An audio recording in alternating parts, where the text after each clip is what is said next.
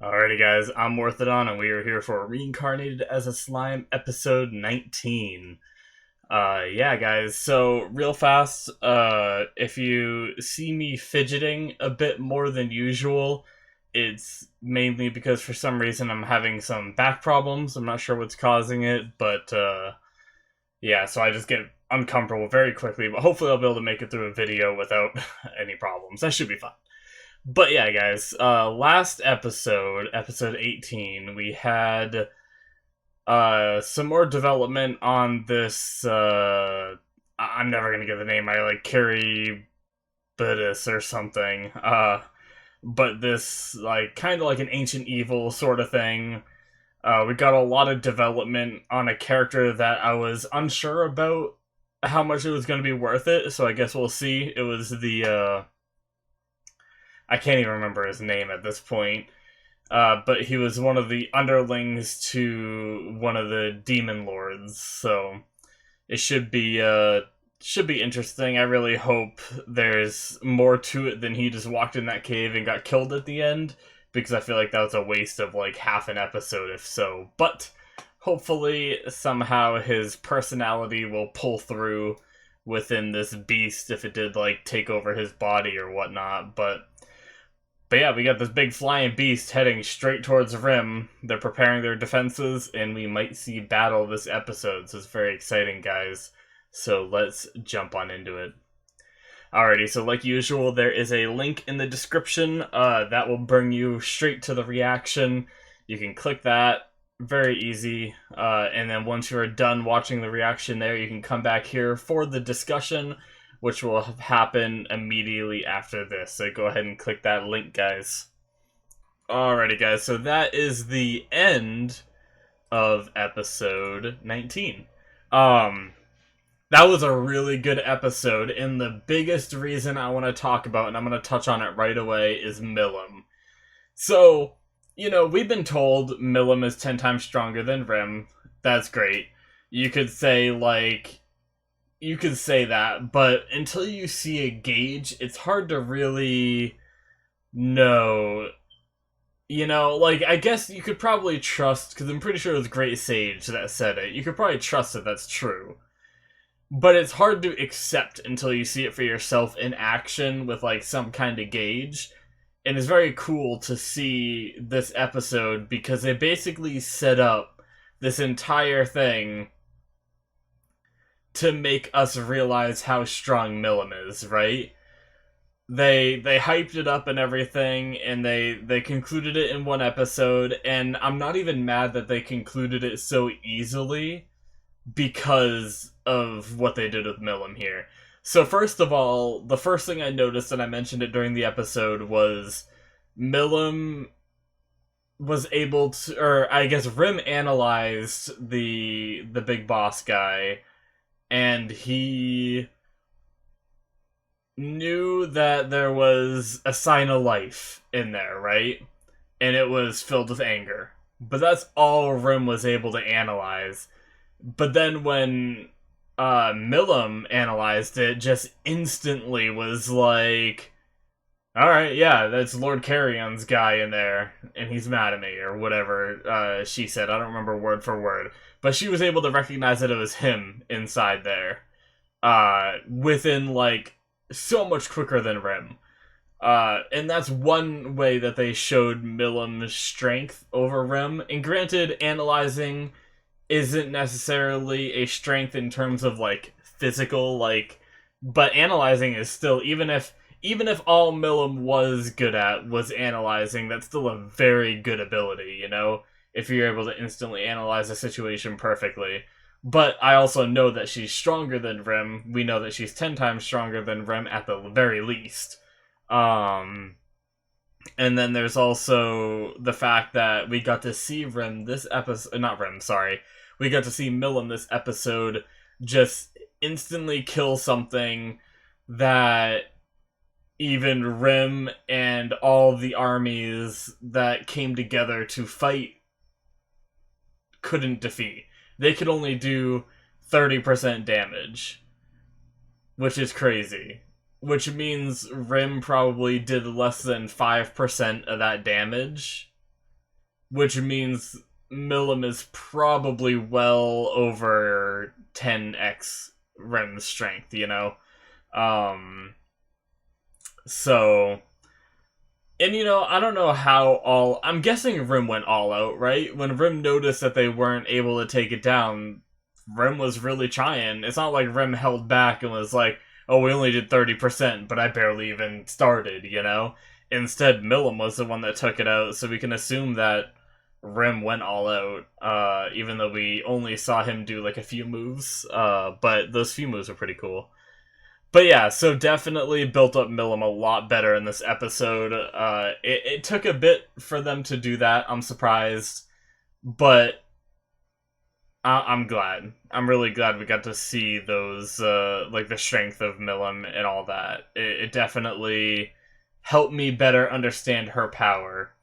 And also, I mentioned it during the episode, but I love their exchanges between Milim and Rim, because you can just tell that they're both trying to manipulate each other, you know?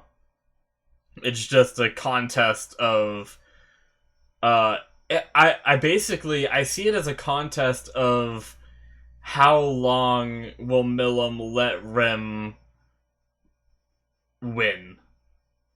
That's how I see it, I guess. How long will Milim let Rim win? Because essentially at this point, for the most part, it's Rim saying that Milim can't do something, Milim begging to do it, and then Milim backs down. But we know that Milim's stronger. I'm pretty sure that Milim is smarter. And I'm pretty sure at one point we may see Milim not really turn against Rim, but start winning more of those arguments. I think Rim is going to get way more lax with Milim, and she's going to start getting more and more of what she wants. And that's going to be very interesting when that starts to happen. So I'm really enjoying the dynamic between Milim and Rim at the moment. And I'm looking forward to seeing where they take it with the rest of the show going forward. But that being said, I mentioned it during the episode, but I want to reiterate it again. I really enjoyed the combination fights you saw at the beginning of the episode while they're taking out the Megalodon sharks. I believe they called them Megalodons before.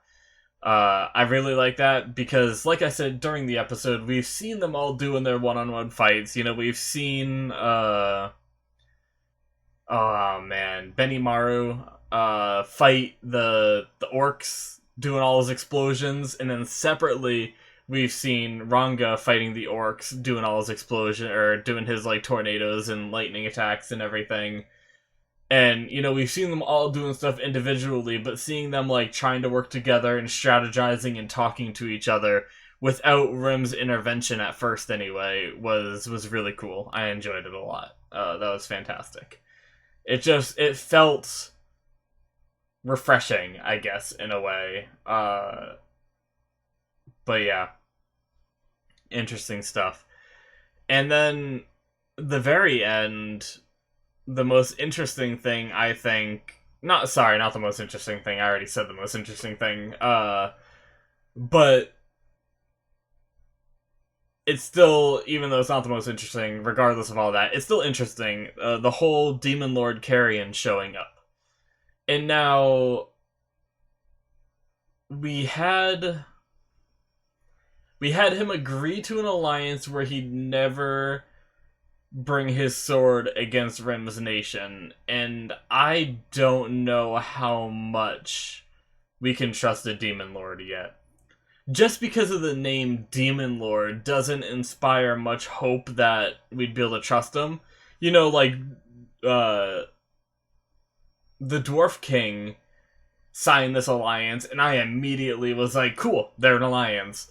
But this whole thing with the Demon Lord, I'm unsure, because I'm even unsure about Milim. I don't trust any of the Demon Lords, honestly. So, because I don't even trust Milim, I can't really trust this guy either to keep his word, even though, so far, at least with Milim and what little we've seen of Demon Lord Carrion, we haven't seen them break their words yet, right? So that's interesting. But yeah. I'm gonna go with my untrust as a gut instinct because I feel like these demon lords are too nice right now, except for of course Clayman and Leon. We know that they have done evil stuff. We've been shown them doing evil stuff. But the fact that I think that the demon lords need to be evil is just my bias. There's nothing to say that the title of Demon Lord in this world couldn't mean just like a powerful title, you know? So a Demon Lord could be very nice for all I know. It's just my bias from what a demon means in our world has led me to this conclusion that I feel like these guys should all be evil, you know? But I mean, they did even say that Milim was like a tyrant and stuff when they were talking, when the villagers and everything were talking about her when Rim introduced her.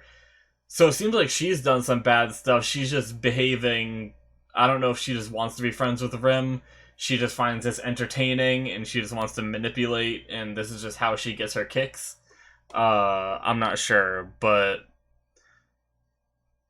I'm very much looking forward to seeing how all this plays out with these demon lords. Very much, yeah. uh, and then I guess the last thing I want to talk about is the whole Harley Quinn alliance thing. I couldn't think of Clayman's name at first, but I would assume that either the Harley Quinn alliance is this alliance that is working, that is like hired by Clayman for a job, but they seem very secretive, so I'm not sure if they're a separate organization that Clayman knows about and is utilizing, or if they're an organization created by Clayman to do his bidding from the shadows, you know? In either way, it's pretty interesting that these masked Majins, or whatever they call them, are capable of moving around in such a way that not even any of the, or at least not even Milim knows of them. And I don't think, we don't know if Carrion knows about him or not, because I don't think they discuss that this episode, unless I missed it, but that's pretty interesting, because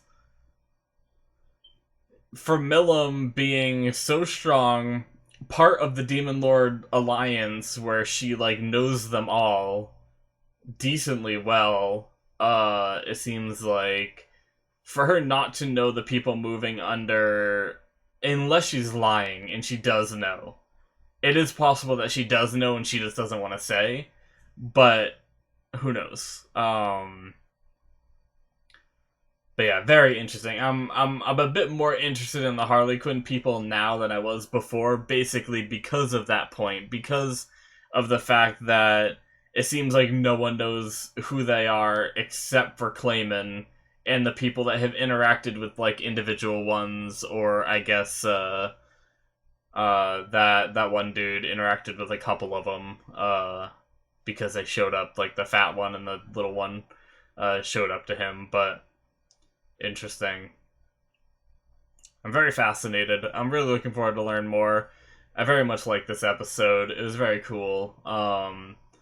Like I said, the fight was mainly like hyped up to hype up Milim even more, which I'm very much okay with because we haven't had a moment for Milim to shine yet. So that's very good that we got to see that. And the design of this beast wasn't the most compelling thing, and the fact that it didn't have much intelligence didn't really, or it didn't seem to have any intelligence at all, except for the anger that was the host body. But the entity itself isn't really that compelling of a story to me. So getting it over with relatively quickly was fine by me because I want to move into some of the more like intrigue kind of things and everything. So I'm looking forward to that. But then there's also, I guess, one last thing I forgot to mention was Rim took the core of the beast, the Charybdis. I don't know how to say it, so I just call it the beast. And is analyzing it within him. So now I believe he's still analyzing Veldora's prison that he's locked in, right? And then also analyzing this thing. So I'm wondering if Veldora is gonna get out by the end of this show, or by the end of these 25 episodes, or if that's left for manga stuff or future seasons that possibly get released. And then I'm also wondering what Rim could use this beast core for when he finishes analyzing it. It's going to be pretty interesting. Maybe he's going to find a way to fully dissolve it, because if he dissolved it to analyze it, does that, or if he ate it essentially to analyze it, that means it's still within him, which means that this beast could be revived again eventually. Maybe Rim is going to try to stop the cycle. Maybe Rim isn't strong, or maybe somehow Rim will figure out a way to utilize its power to give him a power boost. And that might give him a fighting chance against some of these demon lords that are apparently way stronger than him. I'm not sure, but very much interested in all that stuff. I'm looking forward to the next episode and everything, but I hope you guys enjoyed. I'm going to end it here. Hopefully there wasn't anything I missed that was too important, but if you guys want to support the channel, you can hit the subscribe button. You can check the description for my Patreon link where you can get early access or full-length episodes. And yeah, guys, I hope you enjoyed, and I will see you in the next one. Bye-bye.